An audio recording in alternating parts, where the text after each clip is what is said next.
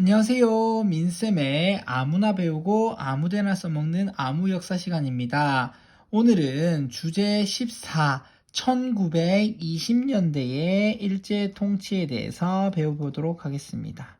1920년대의 일제의 통치라는 주제로 수업을 진행해 볼 텐데요. 1920년대 통치를 우리가 무엇은 통치라 부르냐 하면 여러분들 일단은 알아두고 지나갑시다. 문화통치라는 말을 우리가 합니다. 왜 문화통치라고 하는지 좀 이따가 설명할 텐데요. 그렇다고 하면 1910년대하고 1920년대의 통치가 왜 달라졌는지 그 분수령이 무엇인지에 대해서 이야기하자면 1919년에 일어난 3.1운동 때문이라고 할 수 있을 겁니다. 1919년에 일어난 3.1운동은 우리가 아직 배우지는 않았지만 어떤 운동으로 여러분들이 기억하면 되냐면 지금까지 약 10여 년 동안 일제의 식민 통치가 이루어지는 동안에 억눌려 있던 민족 감정이 한꺼번에 분출된 사건으로서 우리 일제 강점기 역사상 가장 큰 민족 운동, 독립 운동으로 여러분들이 기억을 하면 되는데요. 그렇기 때문에 사실 이러한 3.1 운동 같은 경우는 당시 일제에 의해서 굉장히 충격적인 사건으로 기억이 되게 됩니다. 그래서 일제로 하여금 이런 생각이 들겠죠. 이 조선 민족, 한국 민족들은 그냥 그 전에 무단 통치처럼 강압적이고 억압적으로 해서만은 되지는 않겠구나. 통치 방식을 뭔가 바꾸어야겠구나라고 생각을 하게 됩니다. 그래서 문화 통치로의 전환을 이끌어내게 됩니다. 그래서 3.1 운동 뭐 때문에? 3.1 운동 때문에 이러한 변화가 나타났다라는 것이고요. 그 문화 통치의 의미는요, 한민족의 풍습과 문화를 존중한다라는 의미의 뜻으로 문화 통치를 이제 실시하게 되는데,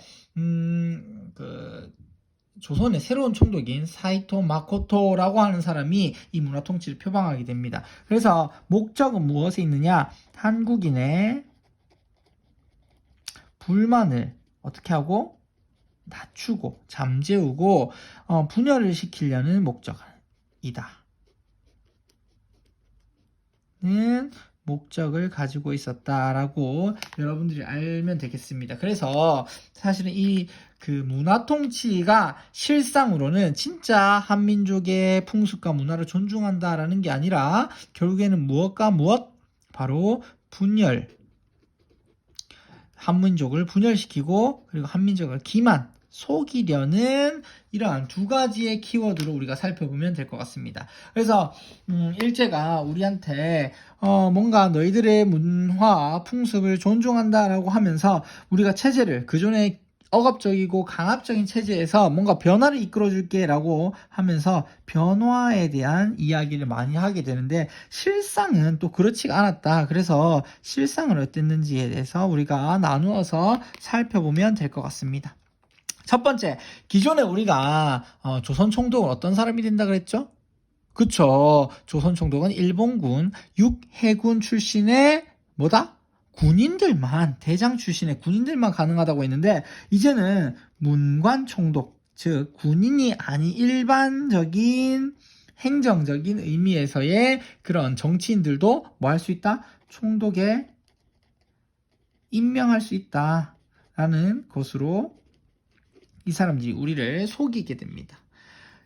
기만이란 말이 속인다는 뜻이라고 했죠. 그리고 이제는 헌병 경찰 통치가 아니라 뭐 한다? 보통 경찰제를 실시하겠다. 헌병 경찰이 아니라 일반 경찰제를 실시해서 일반 사람들에 대해서 헌병이 아니라 일반 경찰들, 보통 경찰들이 이제 다스리겠다. 약화시키겠다라는 의미죠. 그리고 조선 태형령도 어떻게 한다? 조선 태형령도 폐지하겠다라고 이야기를 했습니다. 나아가서 조선인들이 억압받았던 언론, 출판, 그리고 집회, 그리고 결사의 자유를 어떻게 하겠다? 인정하겠다. 이제는 이런 것들을 자유롭게 할 수 있겠다. 허용하겠다라고 이야기했는데 또 어떤 것들이 있었냐면 한국인의 교육 기회를 고등교육 기회를 막 박탈시키거나 이러지 않고 일부 확대하겠다.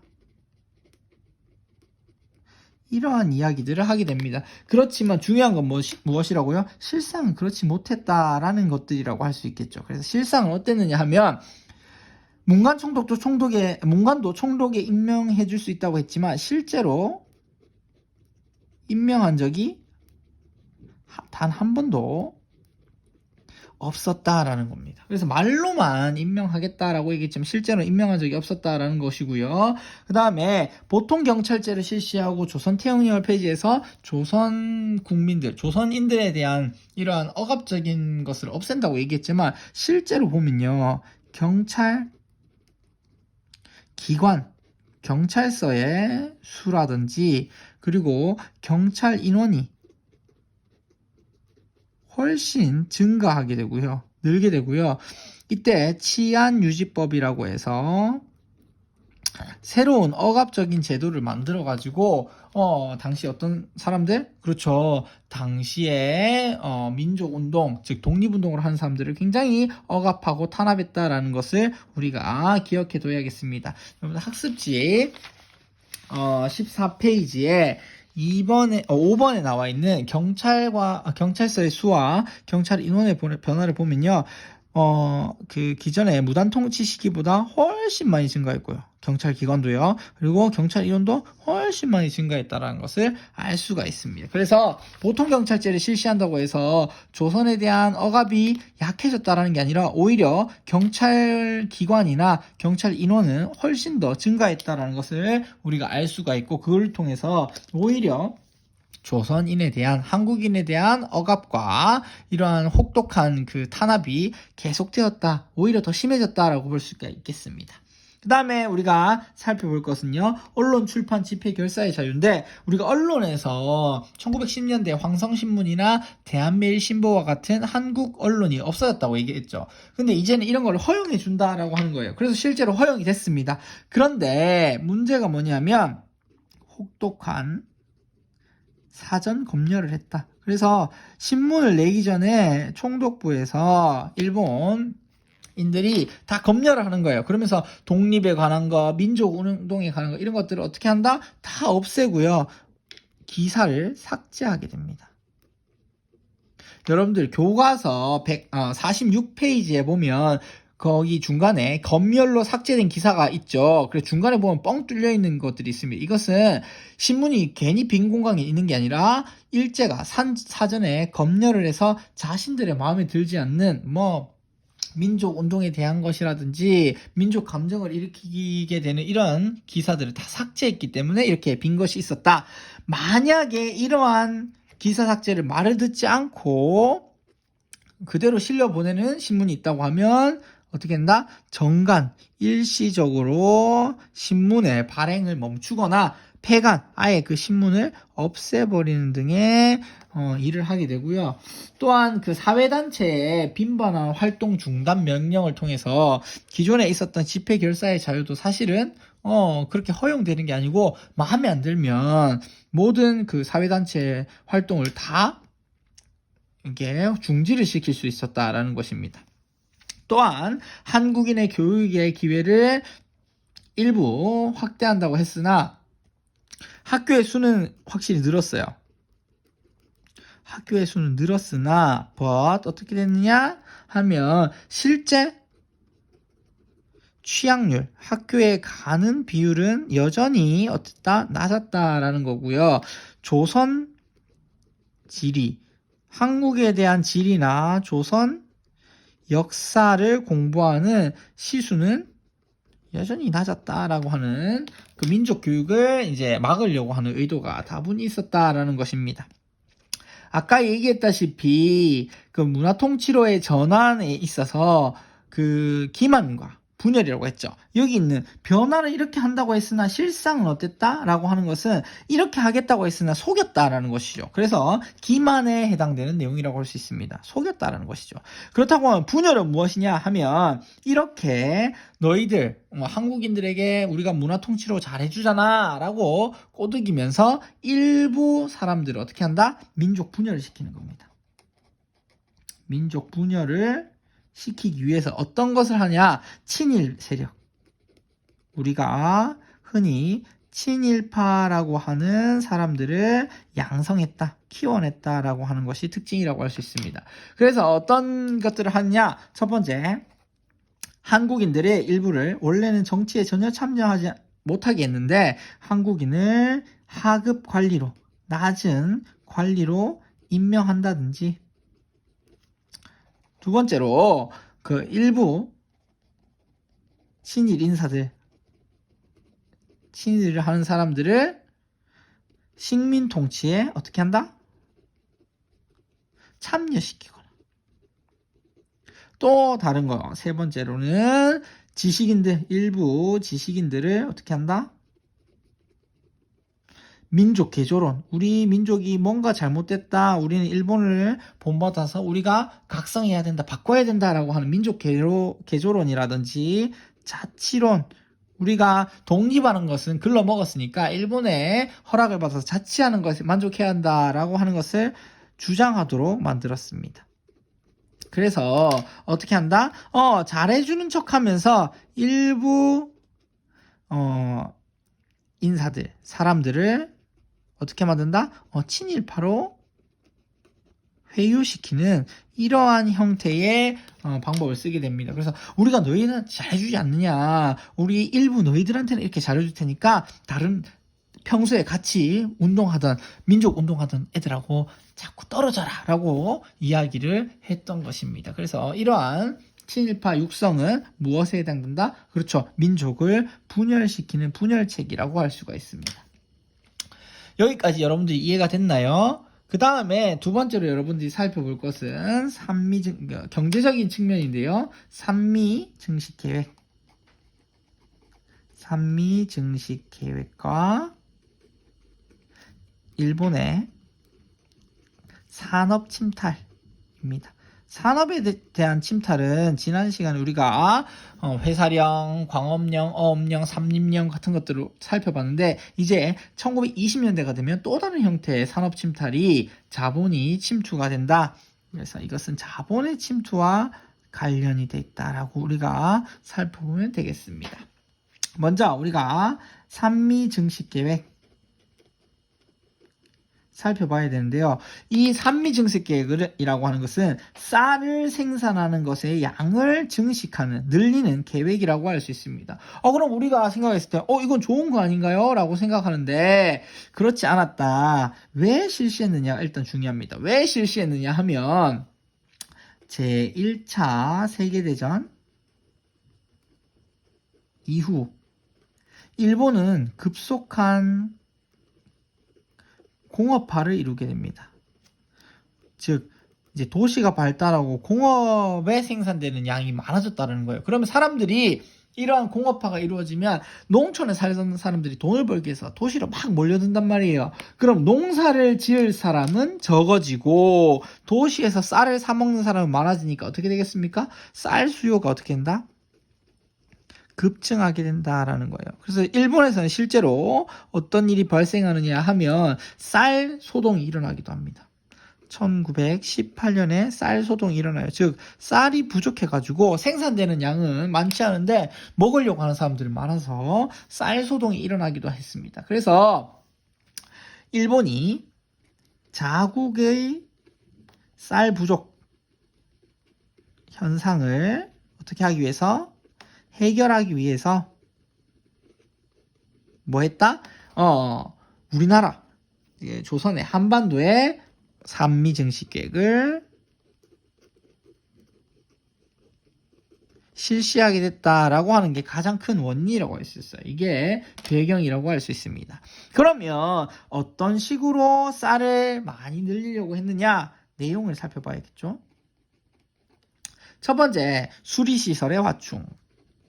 쌀을 생산하기 위해서는 물이 많이 필요하죠. 논에 물이 많이 필요한데 이런 논에 물을 대는 수리시설을 확충한다, 늘린다라는 거고요. 그 다음에 개간, 새로운 땅을 만들고 바다에 있는 땅을 메우는 간척 사업을 진행하게 됩니다.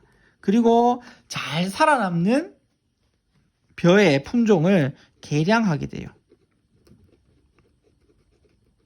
그리고 또 뭐다? 비료의 사용을 어떻게 한다? 늘리는 이러한 방향들로 인해서 이런 걸 통해서 산미를 즉 쌀 생산량을 증식하려고 늘리려고 노력을 했습니다. 그런데 문제는 실제 쌀 생산량 즉 늘어난 증산량과 목표량이 있으면 목표량이 훨씬 높았어요. 그러니까 목표했던 것보다 쌀의 증산이 많이 이루어지지 못했다라는 것이죠.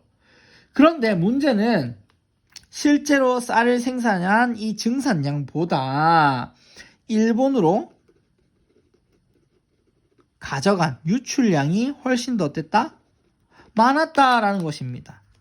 즉 목표는 높게 세웠어요. 그런데 실제로 생산된 건 그보다 적어. 근데 목표된 양을 가지고 계획을 세웠던 거 가지고 유출해 가려고 가져가려고 했는데 이 유출된 양은 그대로 간 거예요. 계획보다 적게 생산이 됐는데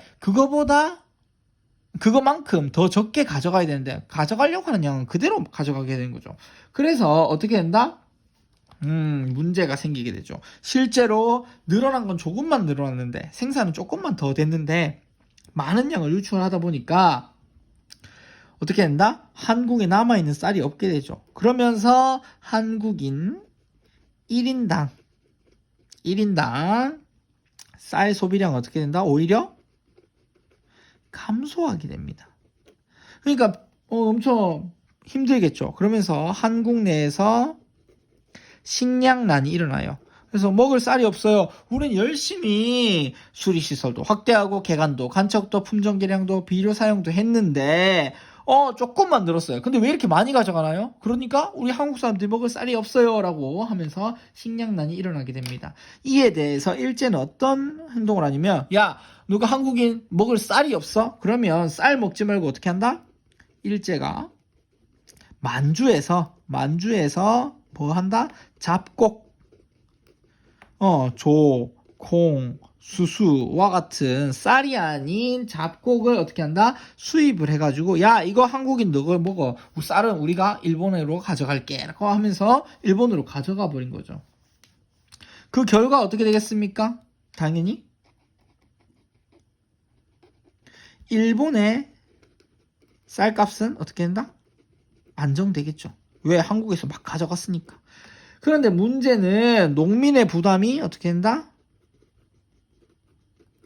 증가해요. 왜냐하면 비료를 살 때 써야 할 비료 대금이라든지 수리조합에 있었던 수리조합비 이런 것들을 전부 다 농민들한테 내도록 했거든요. 그러면서 어떻게 된다? 몰락하는 농민들이 증가합니다. 이 몰락한 농민들은 땅을 잃고 막 뿔뿔이 흩어지는 거예요. 그럼 어떻게 하냐? 먹고 살아야 되니까 산에 가가지고 산에 불을 질러서 자신들이 먹고 살 만큼의 조그마한 땅을 일구는 화전민이 된다든지 아니면 나라 밖 아예 만주나 연해주 등으로 이주해 나가서 이사를 가는 사람들이 증가하게 되었다라는 것입니다. 결국에 산미증식 계획은 목표에서부터 일본을 위해서 있었던 그런 사업이었고 결과적으로도 조선 사람들에게 도움이 되지 않는 그런 사업이었다라는 것까지 알아두면 되겠습니다. 그 다음에 우리가 살펴봐야 될 게 뭐냐? 일본의 자본 침투입니다.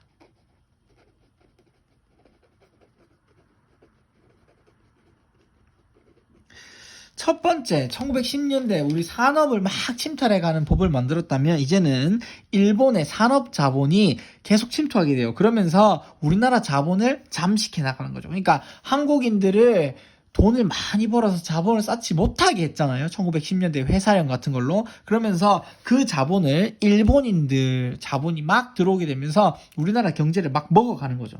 그런 형태로 나타나게 되는데, 먼저는 첫 번째 회사령을 폐지하게 됩니다. 이제는 한국에서 회사를 자유롭게 허가를 받지 않고 세울 수 있게 됐어요. 왜?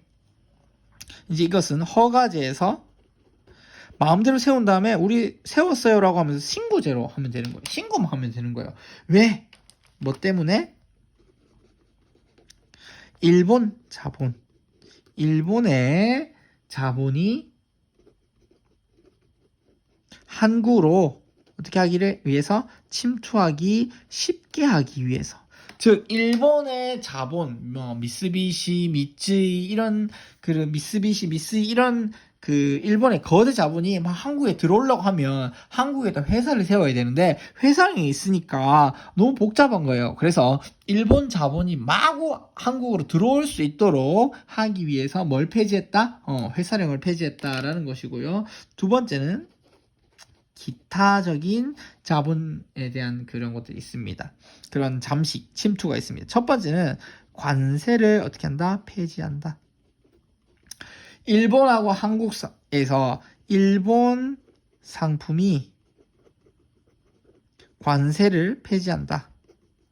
즉 일본에서 들어오는 한국으로 들어오는 물건들에 대해서 세금을 못 매기게 하는 거예요. 그러면 일본에서 100원짜리 하던 게 한국에서도 100원짜리 하는 거야. 그런데 아무래도 일본보다 한국이 뭐 생산하는 능력이나 이런 게 부족하기 때문에 기본 원가가 높았단 말이에요. 그런데 한국 옷은 한국에서 만들어낸 옷은 300원이야. 그런데 일본에서 만들어낸 옷은 100원이에요. 근데 여태까지는 관세가 있어서 일본 옷에다가 200원의 관세를 붙이면 한국 옷이나 일본 옷이나 둘 다 한국에서는 300원이란 말이에요. 그럼 사람들이 민족 감정에 의해서 그래도 한국 걸 사줘야지 하면서 300원짜리 사는데, 이제는 어떻게 한다?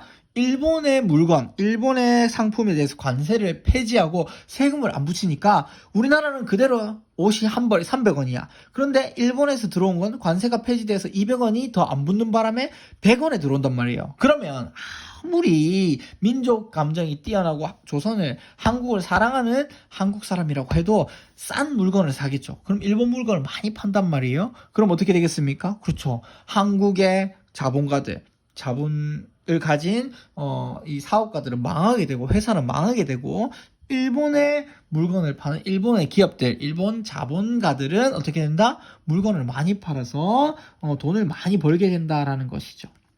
이러한 문제가 있었고요. 또 하나는 신은행령이라고 하는 령을 발표합니다. 이건 1928년에 있었던 법인데요. 이것은 뭐냐면 한국인 소유의 뭘다? 은행을 강제로 병합시키는 것입니다.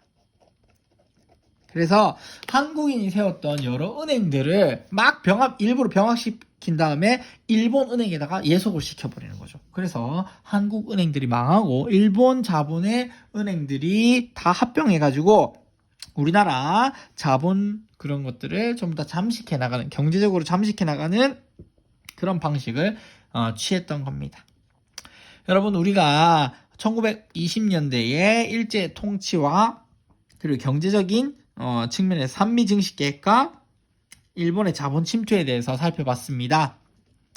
선생님이 조금 내용이 많아가지고 이걸 한꺼번에 다루려고 하다 보니까 오늘은 조금 말도 빨랐고 설명도 그렇게 자세하지는 못했어요. 그렇지만 교과서를 같이 읽으면서 여러분들이 이제 살펴본다고 하면 이해를 충분히 할 수 있을 거라고 생각합니다.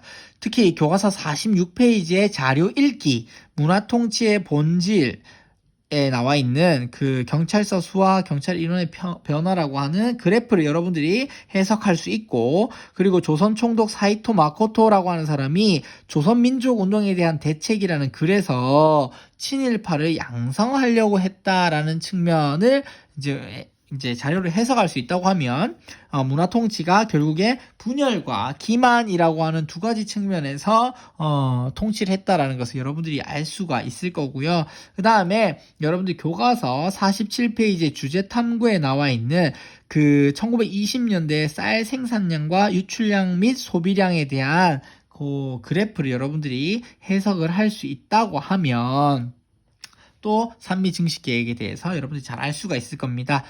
과제를 하나 내자면 여러분들 교과서 47페이지에 있는 주제 탐구 산미 증식 계획의 그래프와 그리고 거기 나와 있는 조선총독부의 조선 산미 증식 계획 요강이라는 글을 읽고 문제 1번과 2번에 한번 답해보고 댓글로 남겨주기를 바랍니다. 특히 우리가 역사를 공부할 때 그래프나 도표 이런 것들을 잘 이제 이해를 해야 하거든요. 그래서 47페이지 나와 있는 쌀 생산량과 유출량 및 소비량에 대한 그래프를 여러분 스스로가 한번 해석을 해보고 과연 이 그래프가 무엇을 의미하는지에 대해서 여러분들이 스스로 조금 탐구하고 정리를 해두기 바라겠습니다. 자, 여러분들 오늘도 수업 듣느라고 고생이 많았고요. 이 내용들 잘 숙지해두길 바라겠습니다. 다음 시간에는요, 민족 말살 정치에 대해서 살펴보도록 하겠습니다. 여러분들 오늘 고생 많았습니다. 다음 시간에 만나요. 안녕.